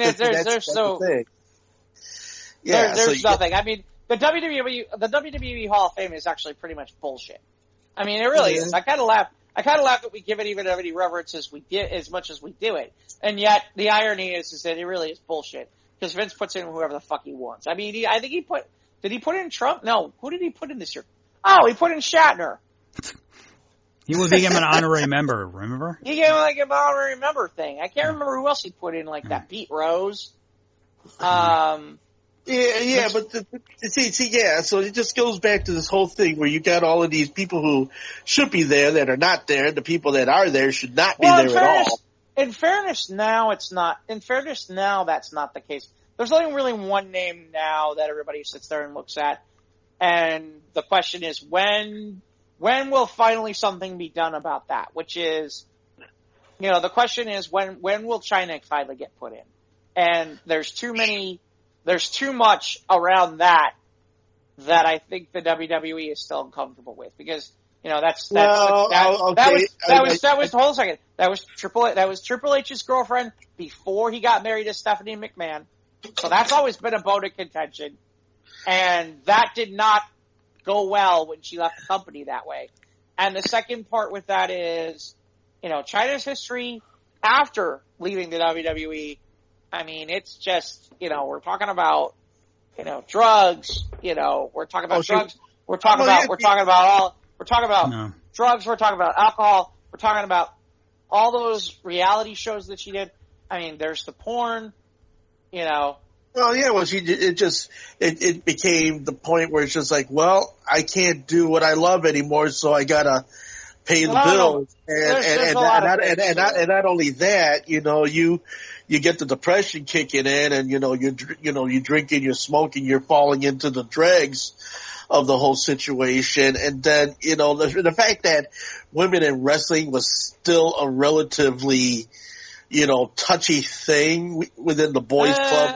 Hold on a second. Don't go that far, because what you're missing is, what's that? Keep in mind, China was in the pages of Playboy, and that issue was like one of the biggest selling issues in the history of Playboy. Well, yeah. Was when she was in that. I don't disagree with some of what you've said, but at the time when China was at the time, the truth is, China couldn't act worth a lick. If you understand what I mean. Well, yeah. Her ability to act was not good. And when I say that because there were a lot of Hollywood people who saw that and saw dollar signs, and right. they all tried to make it work, and they really couldn't. No. I mean, right. It was just not in a wherewithal to do. Yeah, I mean, it's just, she didn't really have the acting chops. She was good at what she did. Right, that exactly. That was about the limit. I mean, she didn't have the skills of some of the mic skills and the abilities of some of the girls that we see today. So, yeah. But, but then when you look back on the history of the women wrestlers, in any of the wrestling affiliations, and I just can't help but think that a lot of them have been foreshadowed, or they've just been like put, out of the spotlight or at the corner of the spotlight. They had their moment, they had their 15 minutes, but then it was just like, okay, well, we've had our flavor of the day, let's move on to the next thing. Well, if you're really going to have that conversation, the name that you want to talk about is Wendy Richter. And Wendy Richter was the face of the WWF when the big boom happened in the 80s. I mean, Right. Wendy Richter was the female that was right up there and was the big boom, Well, she was the big boom. wasn't she the pioneer, pretty much, one of the earliest? Well, mean, the earliest of the early is Moolah, but the truth is, Wendy Richter basically was along the lines with that whole Cyndi Lauper, Lou Albano, that whole thing, with all of that. That was her time frame, and then very shortly, it was only a few years, and the next thing you know, suddenly Wendy Richter was no longer really around, and that was that. And that was the end of Wendy Richter, and she kind of disappeared from the scene. Some were better off than others. Wendy Richter was not one of them. Medusa Michelli worked out okay, but there was a period of time where she had her problems with the WWF because we talked earlier about people just walking over to WCW out of nowhere. The best was Medusa at the time was under the name Alundra Blaze in the WWF, and she was the women's champion.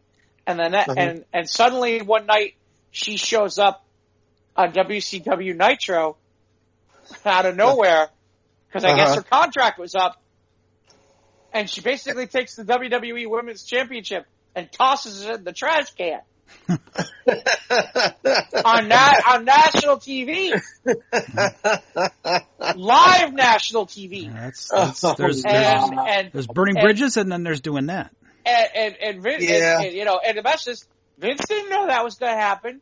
I mean, that was part of the that was where in the beginning of the Monday Night War, that's where Vince was getting his butt kicked. Is suddenly, Savage showed up before the Monday Night War, but suddenly Savage shows up out of nowhere, and that happens.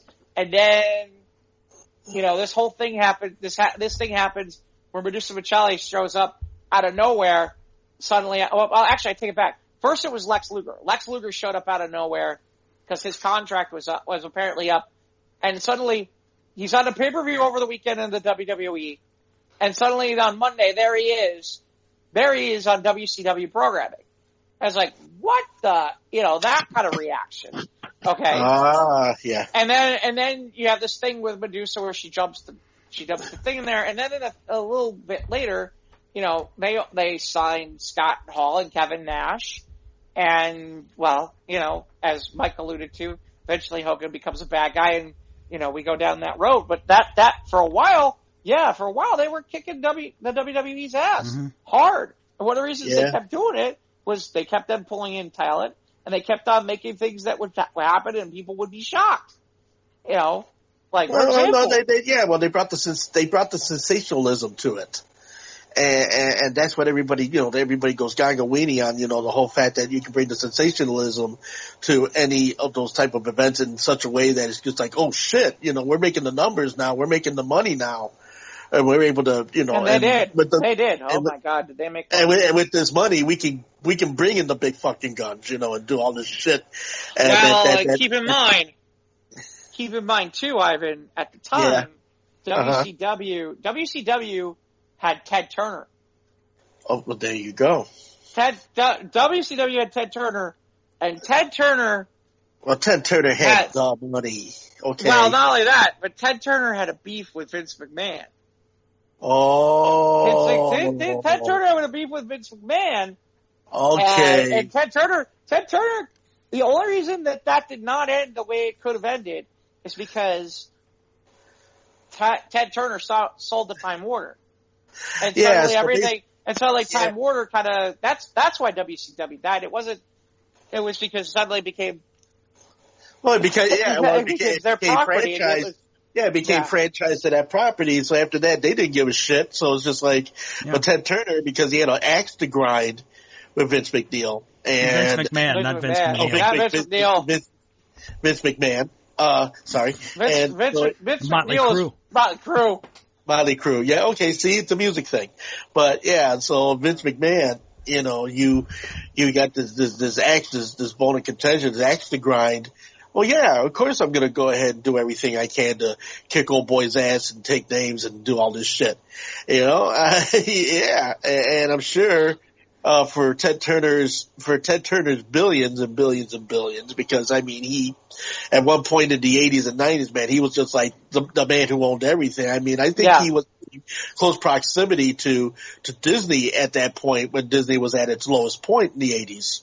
So yeah, everybody spoke with Ted Turner they had Ted Turner's name in their mouth. And it was just like, oh yeah, well now we're going to be doing some serious things because now we got Ted Turner's money.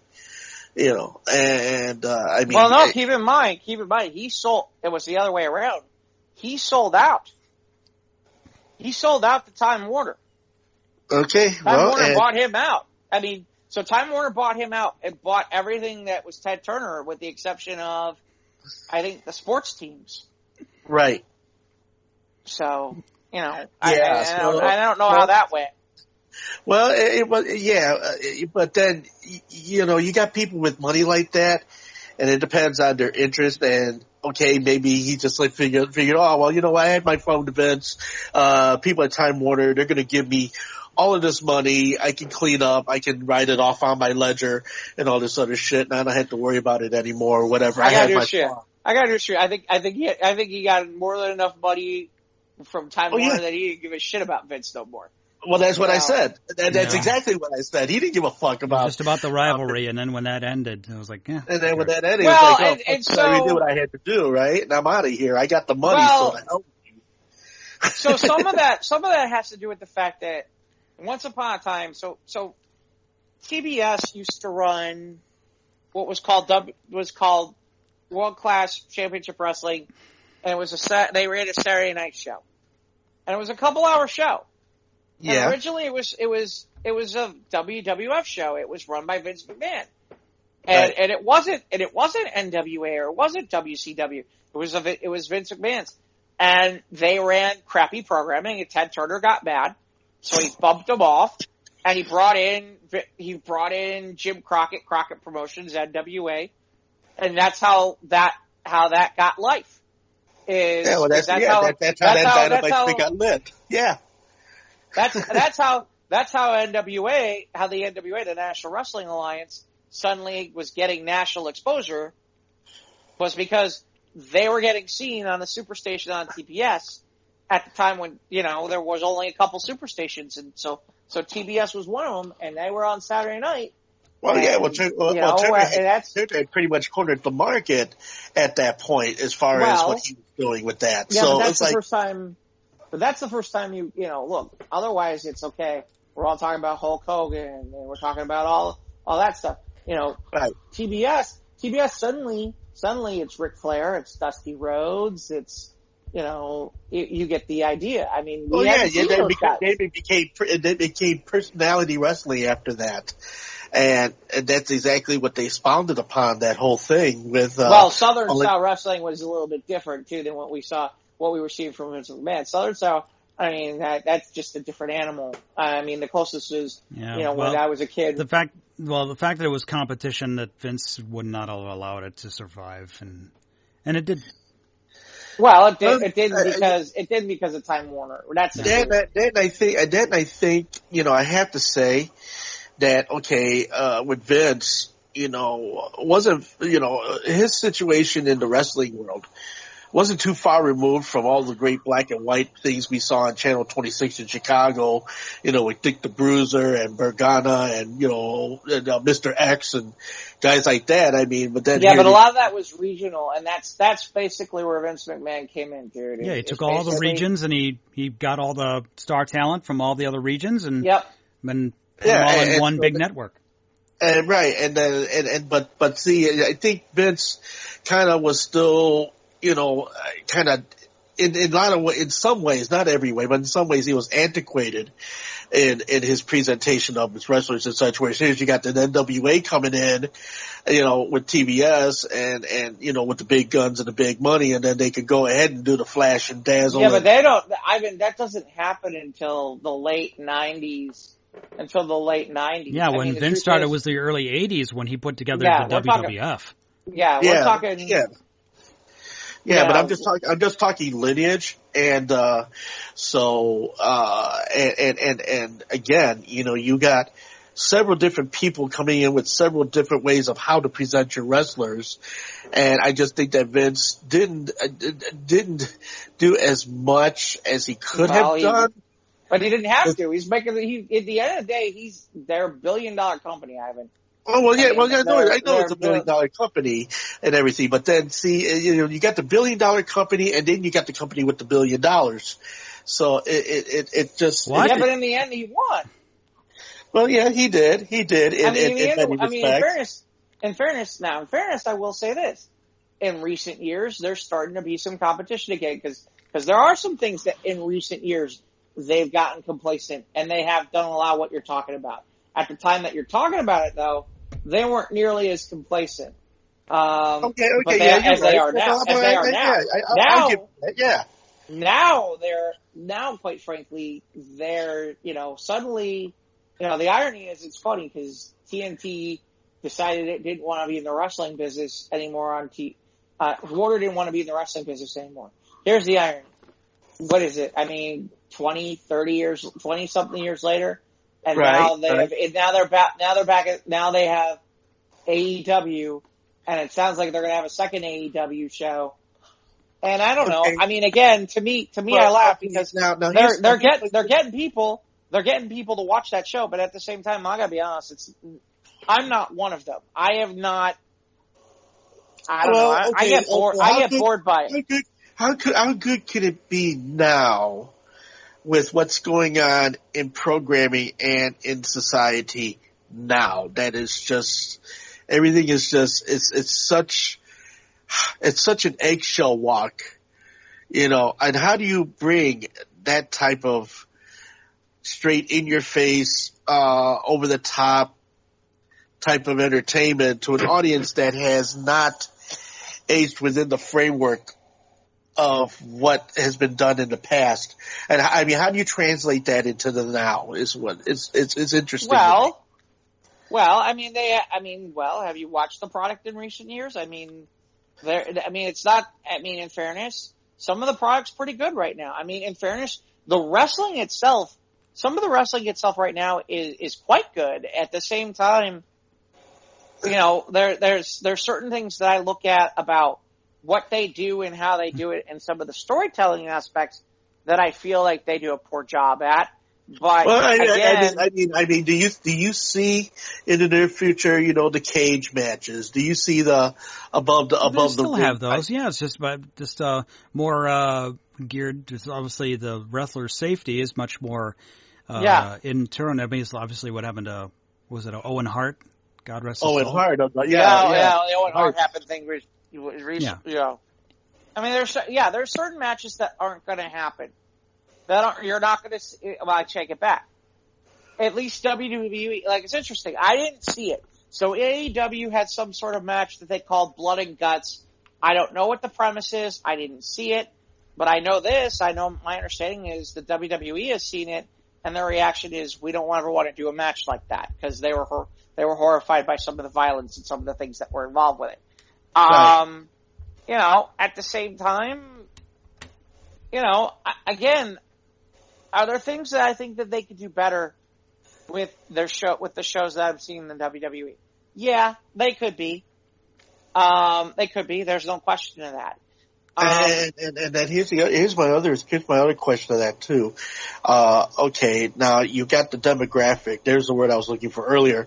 You have the demographic that that these type of shows would be catering to. I know that a lot of the older people that watch, the WWF and the WCW and NWA and all the rest of those. Now, and if they were to say try to go ahead and watch the newer programming, do you think they would be watching this type of programming even though it's where it's at, or do you think they might get turned out? I think the bigger problem at this point is they still gear this. I'm sorry, go ahead, Jeff. Oh, go ahead. Well, this genre is still geared toward family entertainment. You still see whole families go to these, and then like the father who watched Roddy Piper is gonna watch, whoever the, Right. the newer, the kid is gonna like John Cena or whoever, obviously he's not wrestling anymore, but I mean, what I'm talking about, the newer talent. Yeah, or Stone Cold or all the rest of them. I mean, the problem is so it's an interesting thing, which is, it's not necessarily that the wrestling audience has shrunk, but I don't know that they're pulling the casual fan like they used to. And so instead what you're getting these days a lot of is your hardcore, I shouldn't say I guess I consider it hardcore. You can say you're hardcore. Your hardcore wrestling fans, the ones who read all the dirt sheets, the ones who pay attention a little too much more, the ones who are reading wrestling sites, all that kind of stuff. Read the fanatics.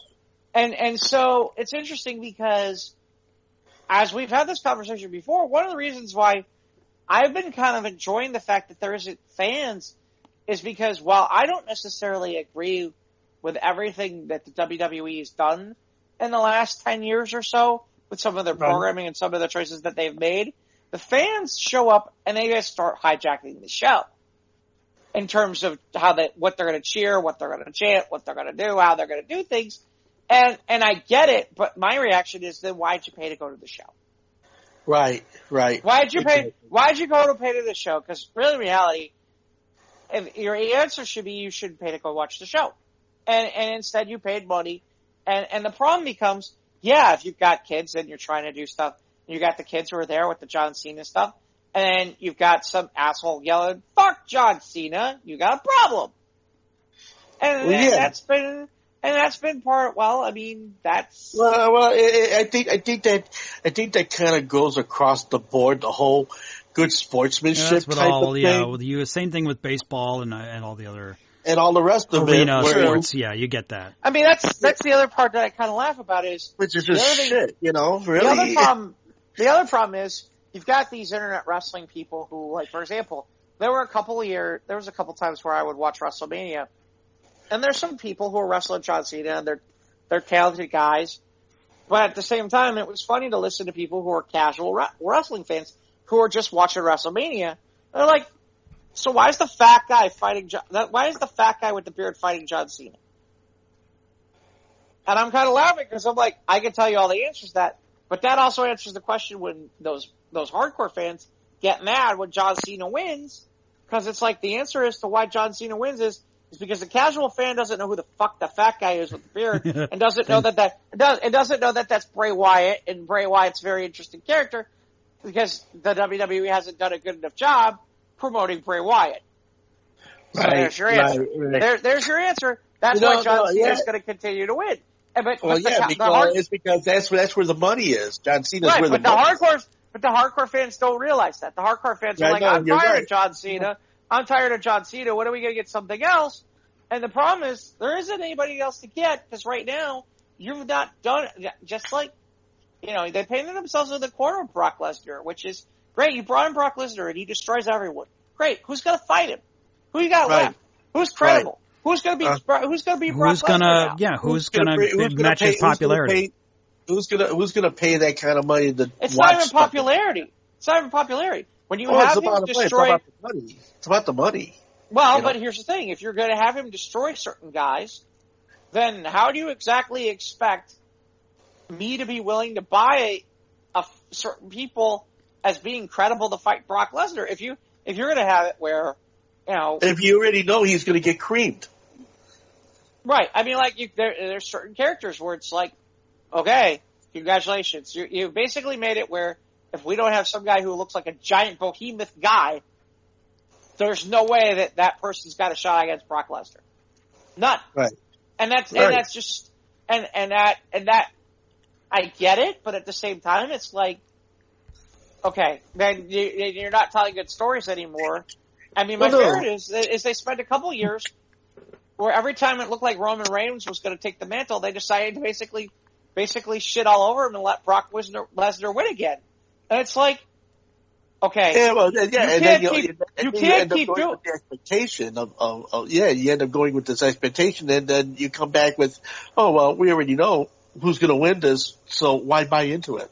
Well, it's not even that. It's, okay, here's your future. Here's the guy who you want to be the future guy. Okay? At some point, he needs to beat Brock Lesnar. Right. Here's your guy. Here's the guy you think is the next Rock or John Cena. And in fairness, he is. He's that good. And by the way, he's doing really, really well now that they decided to make him a heel instead of being a face, which is what he should have been a long time ago. But, they kept basically where, on the occasion where it's like, okay, he should beat Brock Lesnar. Nope. Not gonna happen. Okay, well, and then my favorite is they bring him back. It's like, I don't know how you bring this person back. And I don't know how you set this guy up for any other feud right now, because you basically had Brock Lesnar destroy him right now. So really, in reality, how can you even call him the possibility of a future champ? I don't know. I mean, the irony is it's working right now, but again, I don't know. Like I said, to me,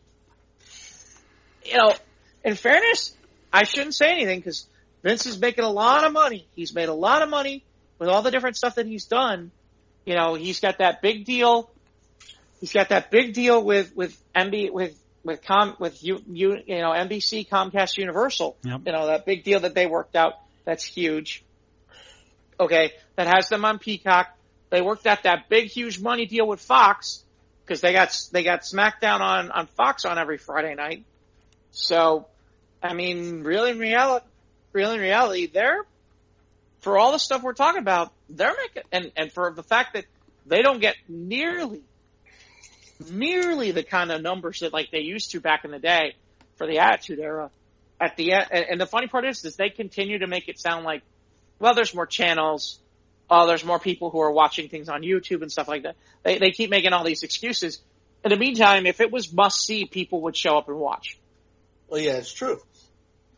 But it has to be. I mean, so how do they handle pay-per-view? Is that through WWE's website? Because they don't still. At this point? Yeah. At this point, it's through Peacock. Yeah. Oh, yeah. They have it through Peacock now. That's the irony in all this. All this time is because now that Peacock has acquired the WWE network. Yeah, it's all on Peacock. It's all under that umbrella. It's all under that umbrella, which I laugh because I have Comcast. This year, WrestleMania was essentially for free. I have to pay usually it's like, okay, I got to pay $10 this month to watch the WWE so I can get the WrestleMania pay-per-view. This year it wasn't the case. This year was, I have Peacock. I just whipped on Peacock. Boom, there it is. Oh, look.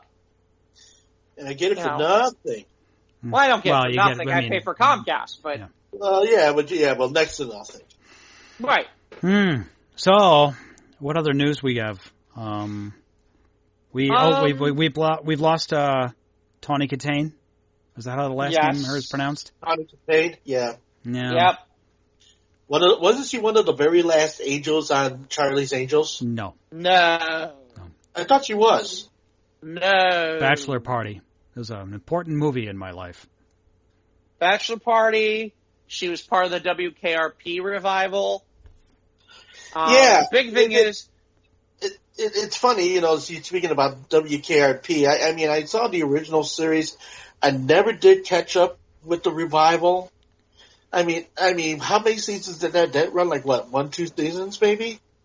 Because I never saw it. It was only 2 seasons. It wasn't very. She was the Lonnie Anderson role, I presume. Oh, okay. Wasn't she? I don't know. That's a presumption and a rather. I had an affinity for Bailey myself when it was the original show. That's the original show, but Tawny Kitaen. The Whitesnake videos.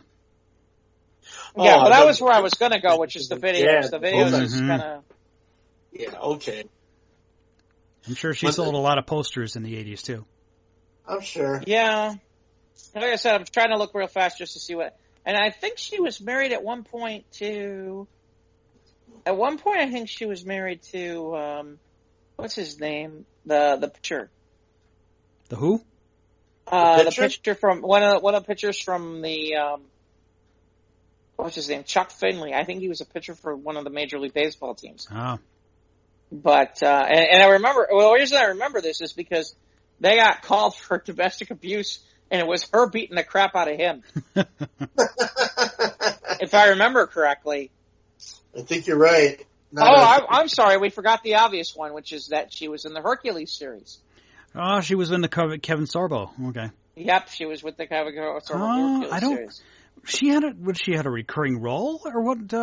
No, she was in it for a while. She was the wife. Oh, she was Kevin's wife for a while. That's right. Right. She was like That's the. right. Then they did the series, and then she was gone. But when they did all those movies, she did the reoccurring character where she was. Okay.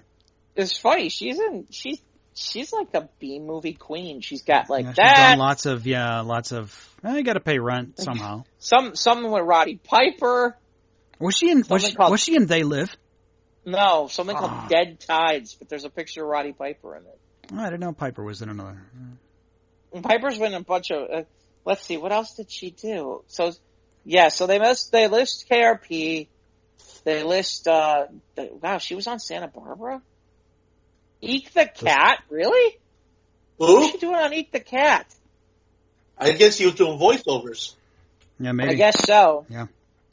I guess she did a lot of that VH1 stuff, the Celebrity Rehab, the Surreal Life. Mm-hmm. She did a bunch of that stuff too. I didn't realize that was something that she did. I'm trying to find what videos she she still looked did pretty good too. at 59. It's very sad. Wow. 59? Yep. Yeah, that's that. Yeah, no, that's what I mean.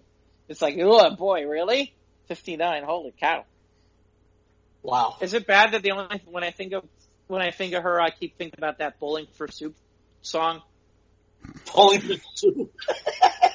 Well, where they do that song about 1985 about about dancing on the hood of White Snake's car. Wait a minute. In 1985, that was Bowling for Soup. I thought that was the Jonas Brothers who did that. No, okay. 1985? No. Okay. Springsteen, Madonna, and then something near Nevada. There was YouTube. Yeah. Okay. Yeah. That one.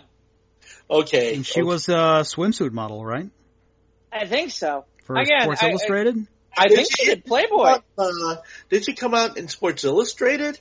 I want to say Playboy. I want to say she did some Playboy. But I don't know. I can't. No. Wow. Yeah. So yeah, Tawny Kitaen. I'm like sorry. Maybe it might have had a bit of work done, I think. Yeah. In her later years. I'm trying to look to see what else. She looked good. She got Titan lifted? Yeah, she had work done. Got Titan lifted. Lifted and Titan. Titan didn't lift it. Mm-hmm. And I saw that Lloyd Price had passed away. Yeah, the great Lloyd Price. And now there's a movie that needs to happen. Lloyd Price, a lot of people, you think about Lloyd Price, you think of personality, and you think of all manner of different great records on as many labels, both labels that he recorded on to labels that he owned. And the fact that he was a hustler. Lloyd Price was a hustler, okay? I mean, he was a pimp. He did have a stable of women he worked with. He bankrolled a lot of different artists, trying to help them, get to where they need to be, especially after he started running his own labels in the mid to late 1960s. He pretty much conquered every musical genre that was out there, musically. I mean, from rhythm and blues to soul, to some beautiful jazz to funk. He's really had quite the fulfilling career, Lloyd Price. So a lot to be said that I'm sure there's millions of pages from my friend Bill Dahl all the way down, speaking of his praises. And, I would really like to see a documentary or a autobiography. Yeah, it doesn't. The problem is that it would have to be like an indie film or something. You'd have to get a big star to play him because, just like it's not James Brown, it's not Little Richard. It'd have to be some other dramatic role, I think, for an actor. But he was 88 years old, but he was a pioneer in rock and roll. Oh, yeah, well, he was right there with the architects of rock and roll. I mean, he was there with Fats Domino and Chuck Berry and you know, all of those people in the beginning, you know. I mean, I don't know if he was in cahoots heavy with Elvis Presley or Jerry Lee Lewis or some of those other cats, but I know he did do a lot within the framework of the New Orleans community. And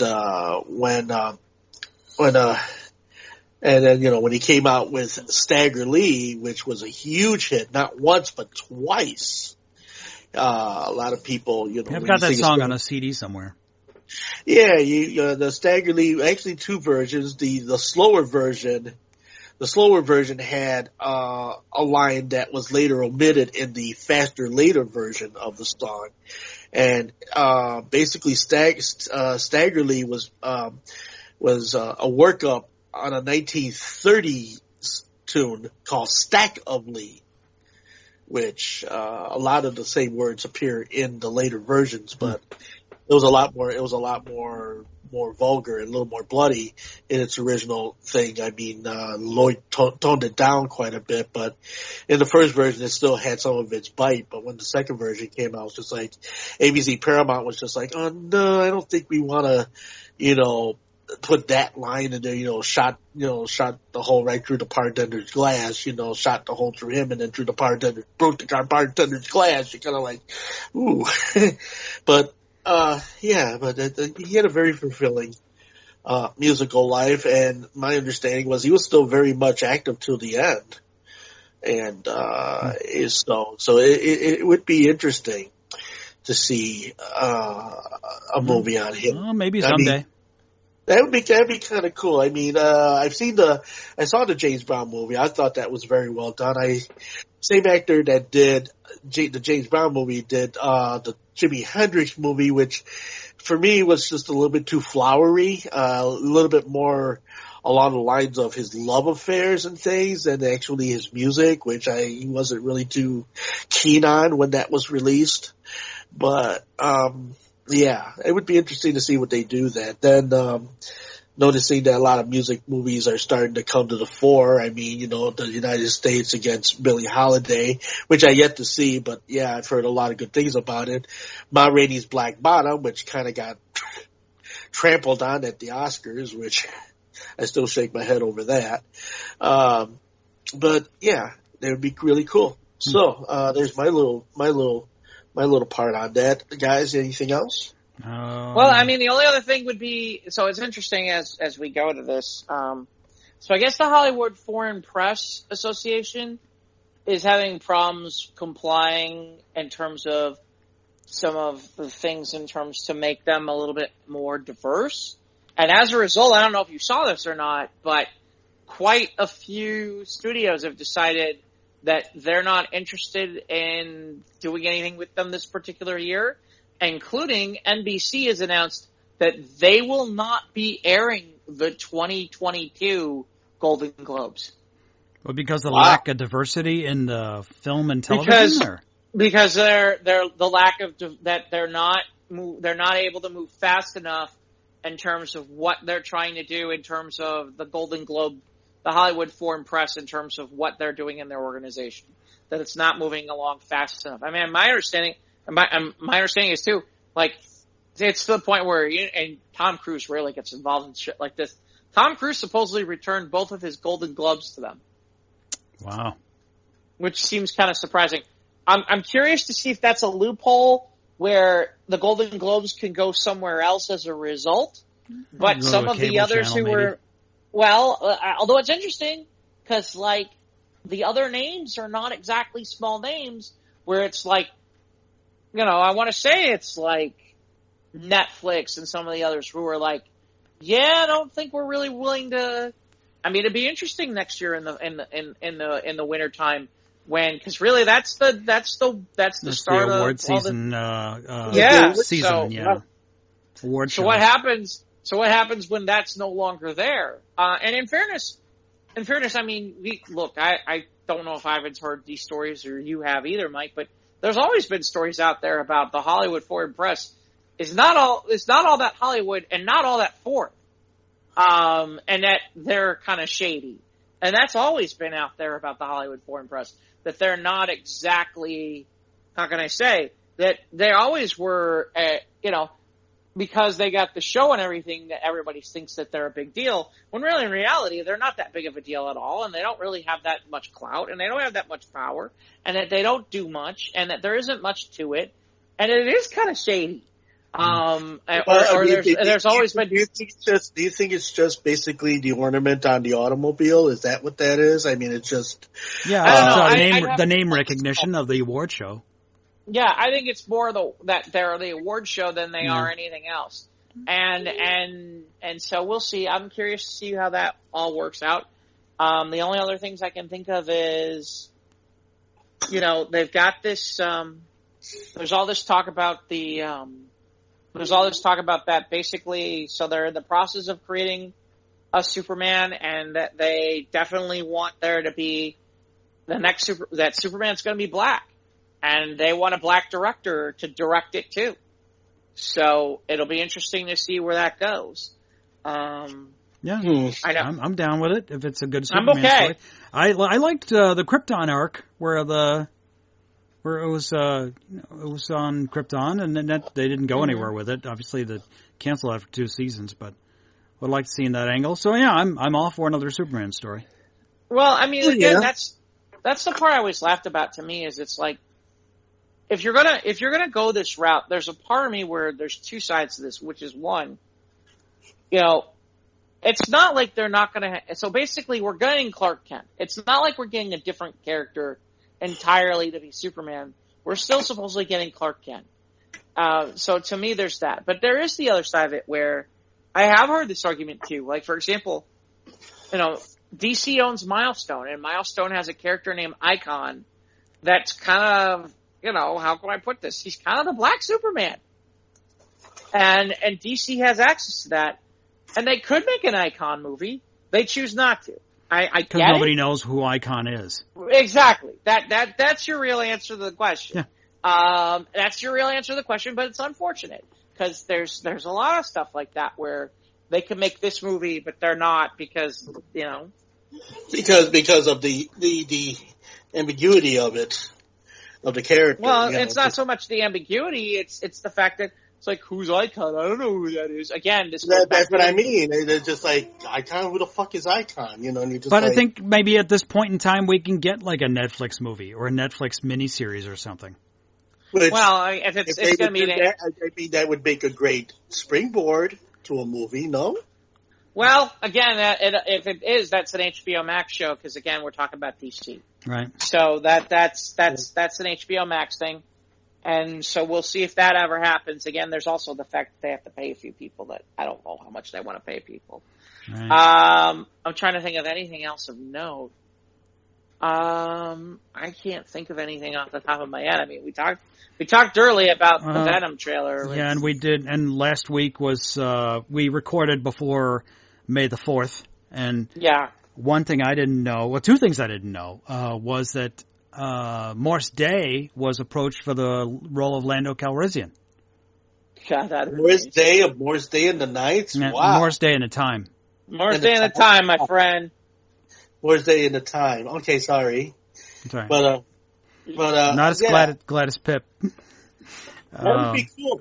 Not Otis Day in the Nights. Morse Day in the Time. Right. Well, there is Morris Day in the Nights, and then that's Otis Day in the Nights. Never mind. Yeah. Anyway. That's what I was saying to you. Yeah. It's Otis Day in the Nights. It sounds the same. Morris That's Day. why they get the, All right. Well, the other thing I didn't know about Star Wars is that there's a thing that existed that was like one of the worst. Maybe we can save this for News of the Squared. But tune in for News of the Squared later in the week, and we'll tell you about one of the worst Star Wars pieces of merchandise ever made.